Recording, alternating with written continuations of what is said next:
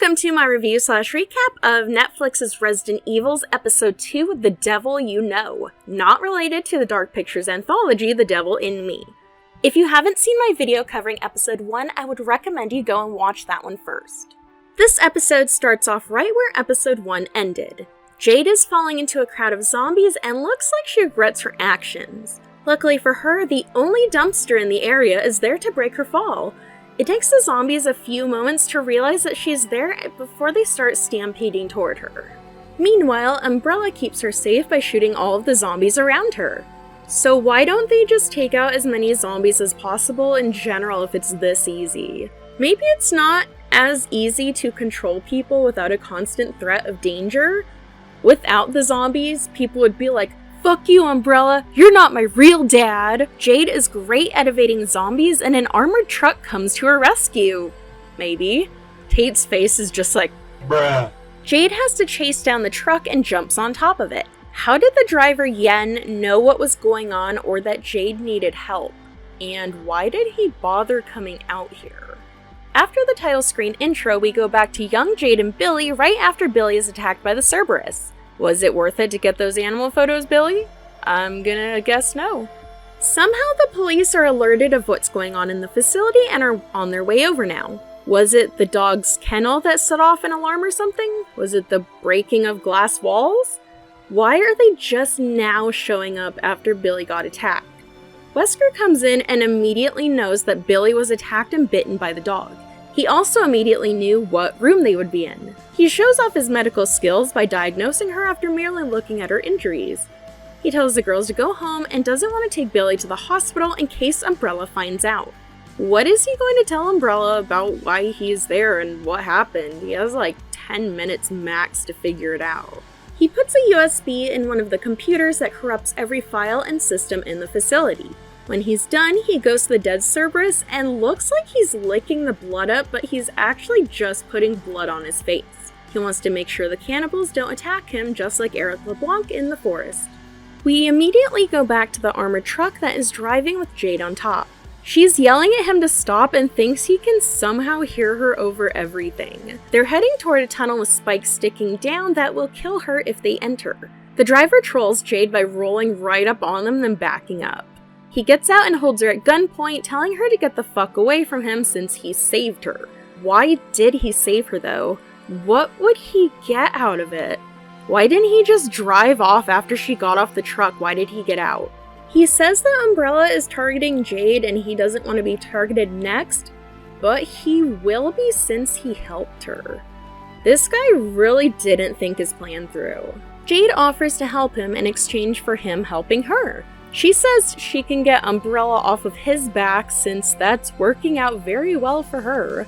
While he's debating this proposition, zombies start jumping off of the tunnel and onto the car. They attack Yen and he dies at their hands. I guess it's not worth it to help other people, you just end up dying. Jade smashes the glass of the sunroof and jumps in, driving the car away from the zombies. The police pull up to our protagonist's current location, but it's the Umbrella Research Facility from 14 years ago. I still want to know how they were alerted of what happened. They roll up on Wesker, who is sitting on the floor of a room while covered in blood. He has to explain who he is and that he works here. How do the police not know who he is? Everyone knows who Albert Wesker is, but not the cops apparently. Jade and Billy make it home, and they seem shocked that Billy is still in pain after being attacked and bitten by a dog. The police are investigating the building, and we're introduced to the company's owner, Evelyn Marcus. Any relation to Dr. James Marcus? No idea. What guard is she talking about? Was there a guard on duty? We never saw anyone, and I'm pretty sure that Jade said before that Umbrella doesn't have any security guards. Marcus asks Wesker what happened, and he tells her that the entire system got hacked. He was working late when elite hackers shut down the system and gave them a virus. Shutting down the system also caused the dog to get out. Needless to say, they are fucked and everything of importance is gone. And Marcus seems surprised that anyone would want to take Umbrella down. Yeah, okay. How could Umbrella have any enemies? It's not like they ever do anything wrong. Wesker tries telling Marcus that the drug Joy isn't ready to be released to the public. She dismisses his protests and says they can easily fix any problems it has. Wesker also seems surprised at the appearance of the Cerberus, like he hasn't been working on the dog at all or the other employees were hiding it from him. He's gotta know what the drug is doing by now. There's some awkward sexual tension between them and it sounds like they used to date or something. She also holds onto his arms for a long time when talking to him about the old days. A woman comes running in hysterical and it turns out to be Marcus's wife. There's an awkward moment where Wesker is introduced, and Marcus seems annoyed that her wife came in. They bicker, and their relationship doesn't seem very steady. I will also note that Marcus is wearing a shit ton of makeup at this time of night. She said she was on her way over from Tokyo or something, but like, does she really need all this makeup for her job? Wesker says he's going to go home to check on the girls, and Marcus tells him to say hi to them for her. So I guess they did used to date or something. He gets home and decides to stitch Billy up himself instead of taking her to a hospital. Billy asks if the dog was sick and if she'll get sick and have to quarantine. Wesker says, no, this isn't like COVID. Because, you know, all of the people and animals that mutated and killed other people after contracting the coronavirus. Wesker questions them about why they were there and immediately blames Jade. Damn, dude. Billy tells him it was her idea and he's just kinda like, oh, okay. She tells him that she saw the rabbits in cages at the facility and he says he was trying to cure a disease they had. Because Umbrella focuses on making medicine for animals, not humans. He tells them that they can't tell anyone about any of this and Jade immediately is like, what? Why? Are you gonna lose your job? She apparently forgot about the breaking and entering and destruction of property with confidential information. There are consequences to their actions and Umbrella wouldn't just let them go with a slap on the wrist. Get it together, Jade. Present day Jade is apparently in Dover, England. She goes to a shitty town and no one really seems to care that an armored truck is pulling up. This place reminds me of Los Angeles. She knocks on an apartment door looking for someone named Barry. Barry Burton? Probably not. This weird-ass lady named Melinda answers and says that Barry isn't home, but Jade forces her way in anyway. Melinda owns a lot of cats, and I mean a lot. I want to know how she's getting food for them all since I assume that food is hard to come by. The apartment is also surprisingly clean and organized. I'd totally live there during the apocalypse. Apparently, the last time Jade was in this town, Umbrella was nowhere to be seen. According to Melinda, the city signed a contract with Umbrella for security. Now there are cameras and guards everywhere and it's just lovely. Jade uses Melinda's tablet or whatever to video call her husband. She gives him a lot of information that I'd be wary about telling him considering that she's in a stranger's home using a stranger's personal device, but whatever. Her husband tells her that she needs to get to a place that is in Brotherhood territory. What does that mean? I don't know, but apparently the Brotherhood hates Umbrella. He tells her to get across the channel and he'll send a team to get her. She asks how she can get across the channel and he's just like, LOL, I don't know, figure it out, bitch. Her daughter is currently at ballet practice and I really want to know where the hell they're living at.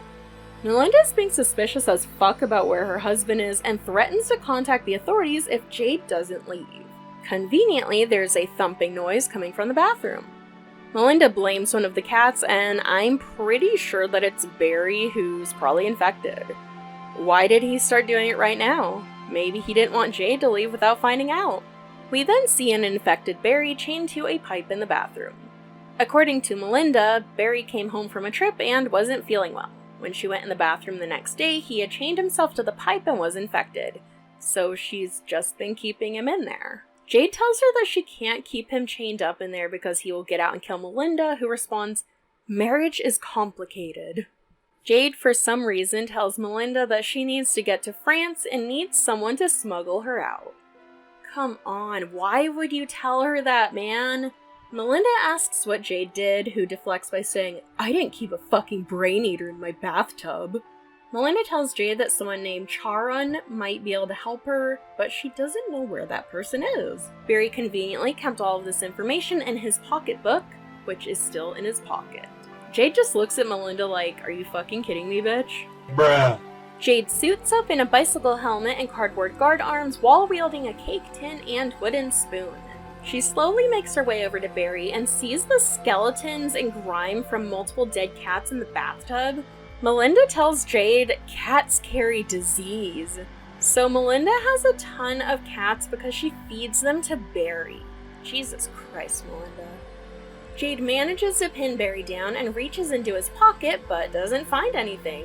She has to search his other pocket, but while she's doing this, Barry's hand that is handcuffed to the pipe starts tearing off of his wrist. She grabs the pocketbook and Barry pulls his arm off of his hand. He starts to attack Jade, but goes for Melinda when Jade dodges him. Melinda is so useless. Jade saves Melinda by driving a pipe through Barry's skull, and Melinda gratefully thanks her.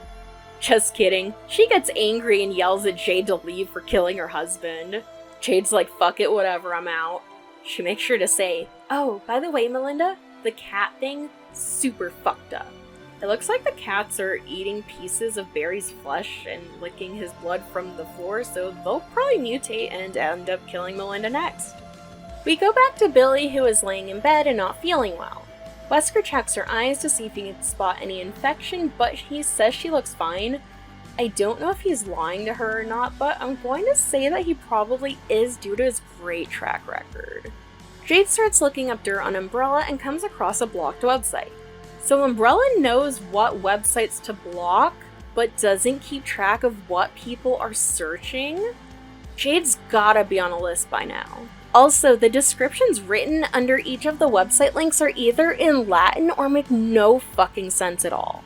Jade asks Wesker how Billy is doing, and he says that she's staying home from school. Jade also wants to stay home and gets upset when Wesker says no. We next see Wesker in his personal lab, not sure if this is before he took Jade to school or after. He takes a syringe of Billy's blood and inspects it under a microscope. The blood looks very gelatinous and sparkly, so I'm not sure if he's looking at her blood or some jello. He takes a syringe and injects a lab rat with it. We can already guess what's going to happen. Wesker himself starts having withdrawals or something and needs to shoot himself up with his daughter's blood. Now it looks like he can only safely use Jade's blood. Hopefully she doesn't also get infected. Jade is at school now, and a girl bumps into her but is very excited for some reason. Apparently there's a kid who can jailbreak past Umbrella's firewall and is torrenting the Decadence anime for everyone. And I mean everyone. Most of the students in the school seem so ecstatic that they can watch this anime now. I don't know what this anime is or why Umbrella hates it so much. Let me go look it up. Okay, so based on skimming it on the Wikipedia page, it's a post-apocalyptic anime where the Earth's air is toxic and humans are almost extinct.